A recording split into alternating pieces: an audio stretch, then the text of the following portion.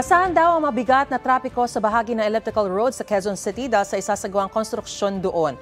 May unang balita live si James Agustin. James, kailan ito magsisimula at gaano katagal aabutin?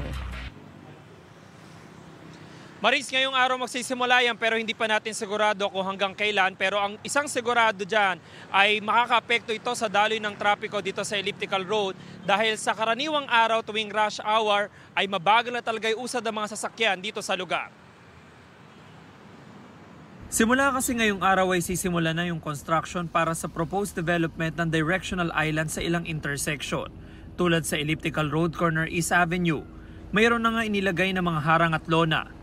May construction din na isasagawa sa elliptical road corner Quezon Avenue, maging sa Visayas Avenue.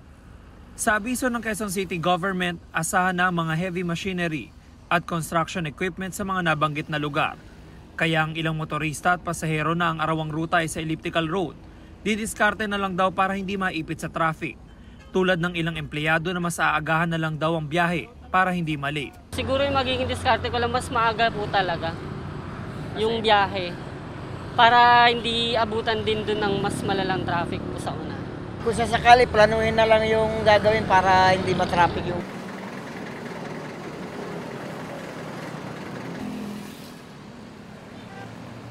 Samantala Maris, nakikita nyo po ngayon na isa doon sa tatlong intersection na may gagawing construction. Yan po dito sa bahagi ng elliptical corner East Avenue. Sa ngayon wala pa naman tayo nakikita na heavy equipment pero ang napansin ko, apektado maging yung bike lane dahil doon sa gagawing construction na yan. Silipin naman po natin yung lagay ng traffic ngayon dito sa elliptical road.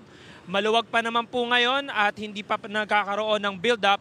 Bukod lamang po doon sa papalabas ng PhilCOA at yung mga sasakyan na galing sa Commonwealth, meron ng pagbagal sa usad ng mga sasakyan papunta dito sa elliptical road. Yan muna yung latest mula rito sa Quezon City. Ako po si James Agustin para sa GMA Integrated News. Mga kapuso, para una ka sa mga balita, mag-subscribe sa GMA Integrated News sa YouTube. Sa mga kapuso abroad, subaybayan niyo po kami sa GMA Pinoy TV at sa www.gmanews.tv.